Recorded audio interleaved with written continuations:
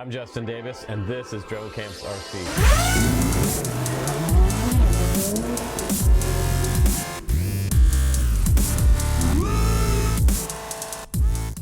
What's up, guys? Welcome back to the channel. I'm Justin Davis, and look at all the Cinewhoops on my mantle. Now, these are just a few of the releases of various different Cinewhoops out there. We have so many multiple categories of Cinewhoop. It kind of makes your head spin. So you're probably wondering, which one should I get? And really that comes down to what your needs are. If you have a big open air field, you can fly something like the ProTech 35. It is one of the most highly recommended and best flying sort of hybrid Cinewhoops out there. And I can't really classify this one as a Cinewhoop. It is inspired by Cinewhoops.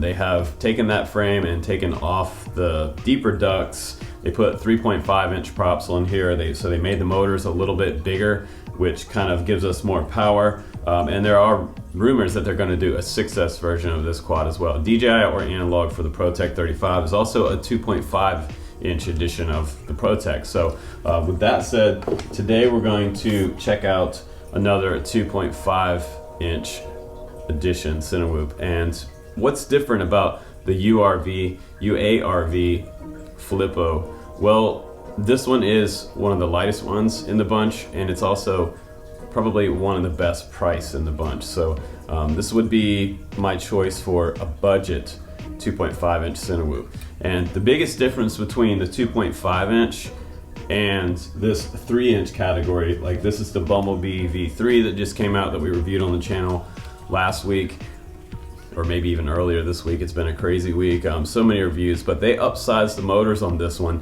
which do make it freestyle better, and it has less tumble. So the biggest difference between these and these, basically size and noise level. So this one is way lighter and quieter. This one demands respect. It is loud, large, and very well powered with these larger motors. So we'll also carry GoPro, comes in analog and DJI system versions. So you can put crossfire on both of these and send them way out there. On this one, we're gonna fly something like a 4S 1550 milliamp battery, whereas on this one, we're gonna fly up to a 4S 850 on here and be able to get around 8 to 9 minutes flight time. So around the same flight time on this one, but way lighter and cheaper batteries.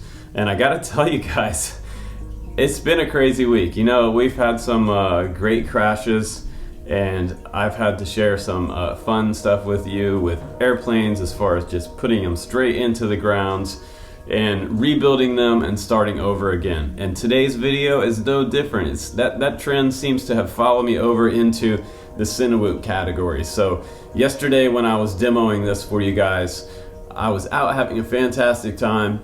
I was doing a little bit of cinema first, like I always do, and then I start out with some freestyle after I get some beautiful cinema for you with my SMO 4K. And then I started to freestyle, and guess what I did? I crashed again, but this time I put it about 40 feet up in a tree. So you're gonna get to see that crash today during the freestyle test. I mean, I speared a branch and it was just hanging, and it was almost impossible to get down. It took me about an hour to get this little guy down, but thankfully here he is all in one piece, and I have him back. So the FLIPO is back in my hand, and I was able to retrieve my SMO 4K, which you know is about a $200 camera. So I was pretty concerned about that, but I am happy to say that it's back in my hands. So let's go ahead now out and do another exciting flight test with a dramatic ending. Here we go. Okay guys, I'm gonna ride along with you for the cinema flight test part. We're gonna go ahead and get the FLIPO F95 up in the air, and let's do some rolls and some flips. Also just some general pans and things like that, so you can see if there's a whole lot of jello up high. It actually looks pretty good, and there's a little bit of jitter there on the bottom of that rotation, but coming back around from rolls, it seems to be very smooth. It pans really well up high, and I have to say it reminds me a lot of the Beta Fpv 95X. If I didn't know it, I would think I was flying that same quad here. There's really not a whole lot of difference. The tune on here is actually better than I thought it was going to be. I was expecting something that I was going to totally have to tune, but I'm pretty happy with what it flies like out of the box. And you know, this is where you can see some of the jitter and jello up high, and I do see some vibrations there up high. It's not totally smooth, but coming down the road super low, it is pretty fast. Cinewhoop, one of the faster ones out there. And man, this thing handles freestyle like a champ. Going back in stability mode there. I'm gonna go through these tree gaps, try to make them a little bit quicker this time, get you guys through there.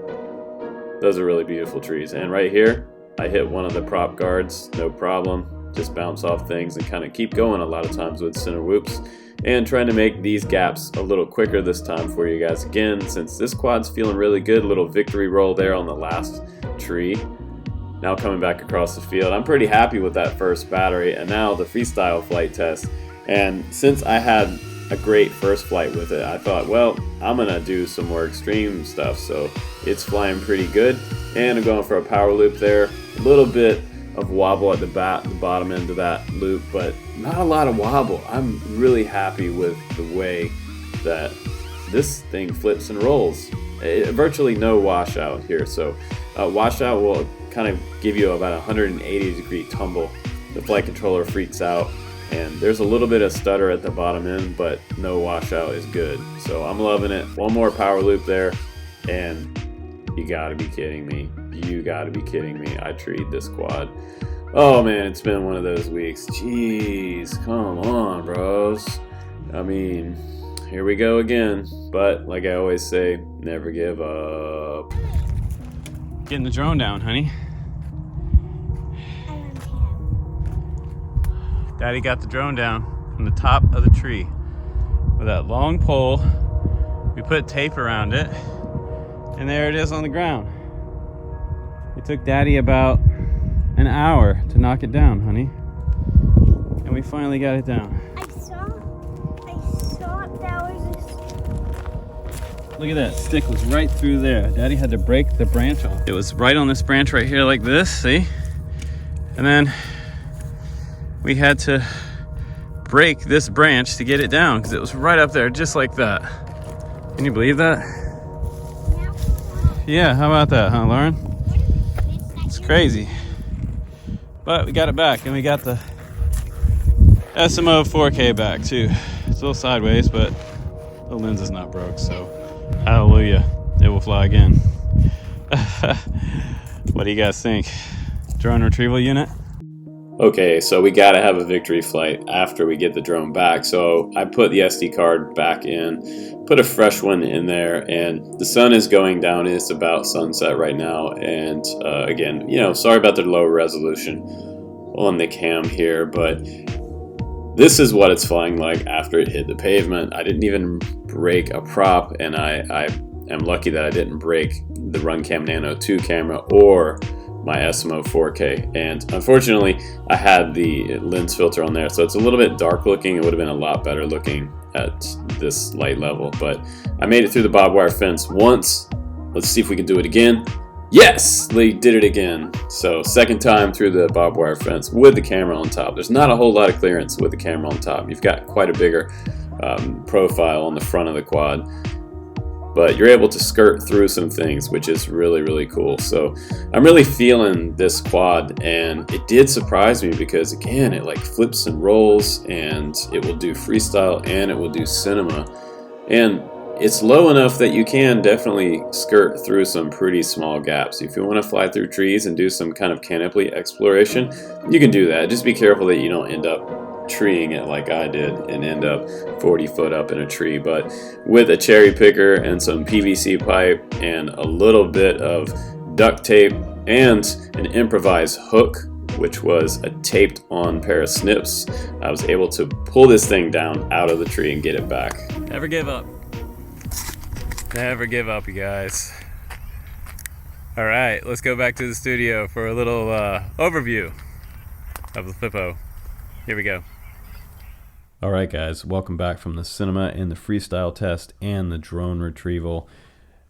I used about 40 feet of PVC pipe and a cherry picker and a whole bunch of hardcore sort of packing tape, threaded packing tape. You want to make sure that you use a lot of tape if you're doing like a long pole type of retrieval. You don't want one of those poles to fall off and hit you in the head. So, and also the kids were well away from the area when I was pulling stuff down, and keep everybody out from underneath the drone when you're trying to do that during the retrieval.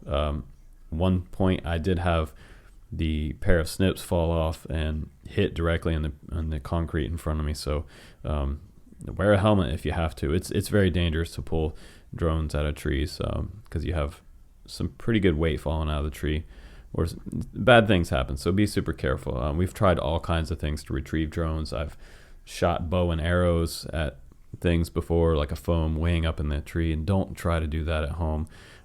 We didn't have any luck with that. I know other people have done that with a piece of string, but it's like one of the most dangerous things you can possibly do trying to get a drone back. Plus, you're definitely going to put a hole in something or break something. With quads, the best way to do it is just get a long pole. Go to Home Depot and get yourself some 2-inch PVC pipe. Duct tape them together. Use as much duct tape as you can on it, and then just get your drone back. Unless it's 100 feet up in a huge Oregon tree. Then you have to call an arborist, and they cost you $200 to $300.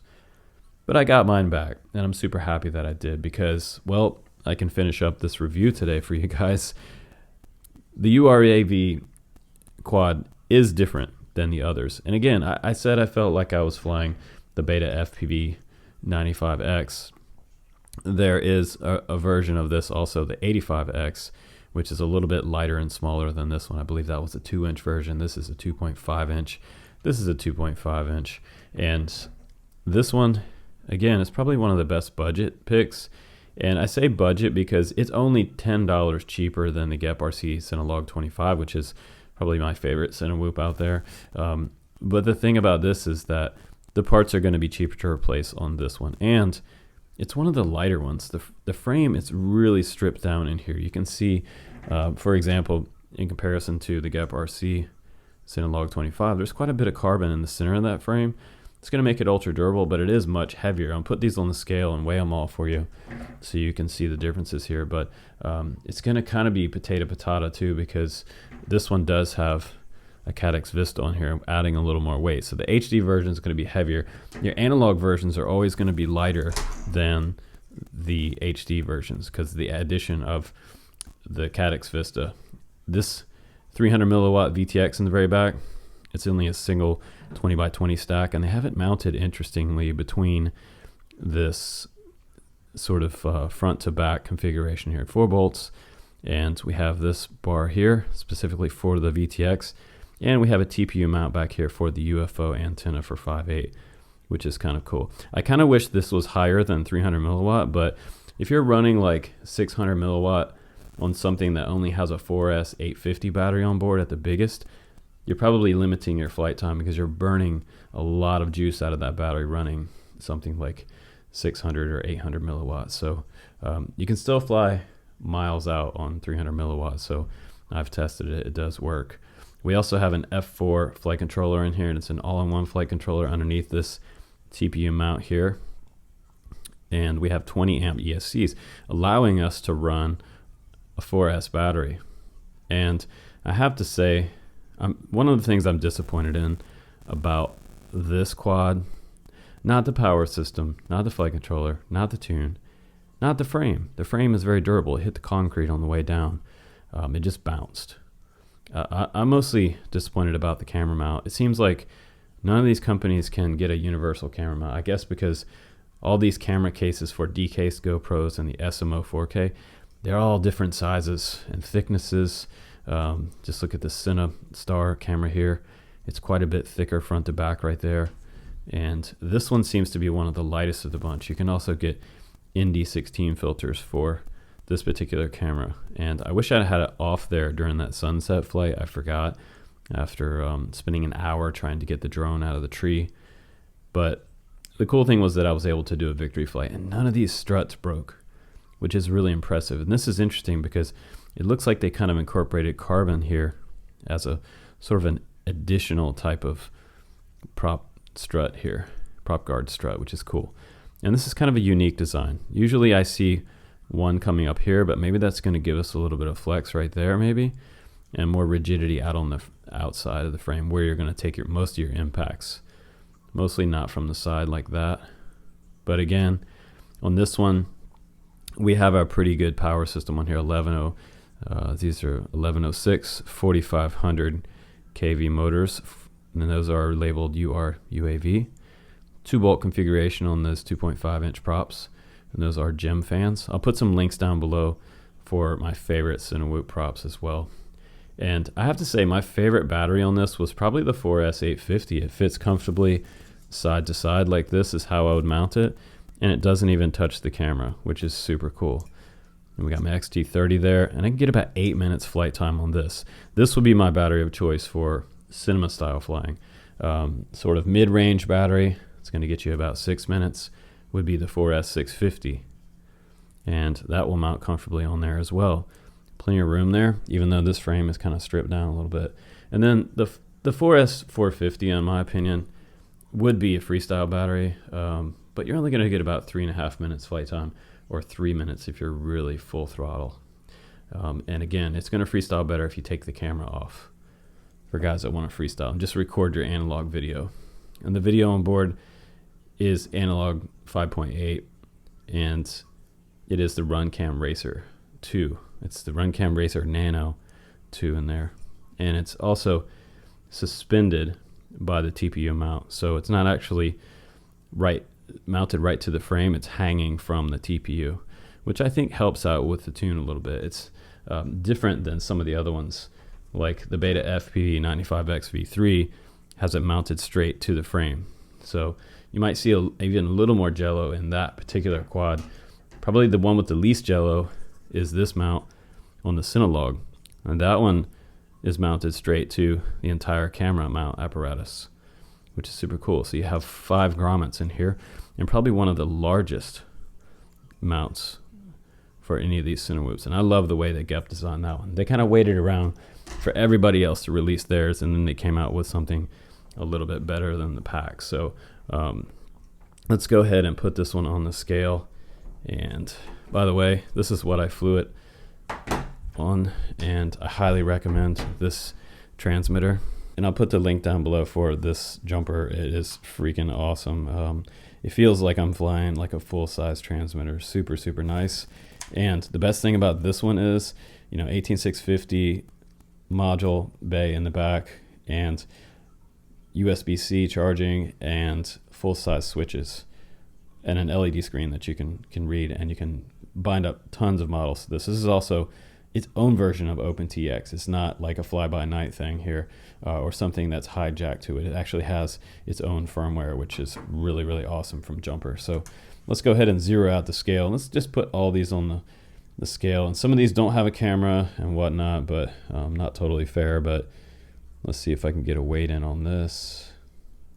If I can get it to sit right. 128.3 grams. That's with the SMO 4K camera on there. So 128.3 grams. And now with the 450, what's that going to get us up to? 181. Okay, with the 650, that's going to get us up to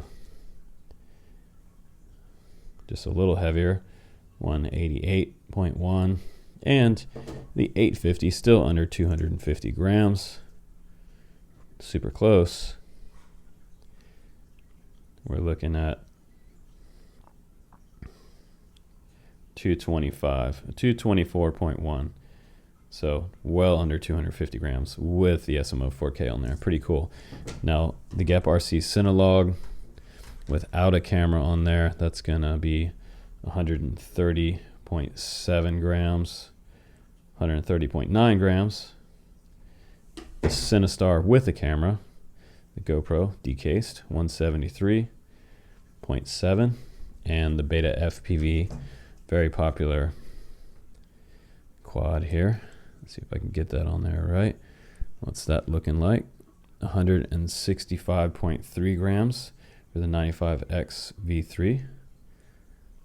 Not bad. And this is out of this class, but this one I'm going to be reviewing coming up.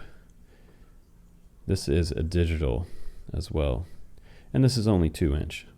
So this is a little lighter actually, 113 grams. That's pretty amazing.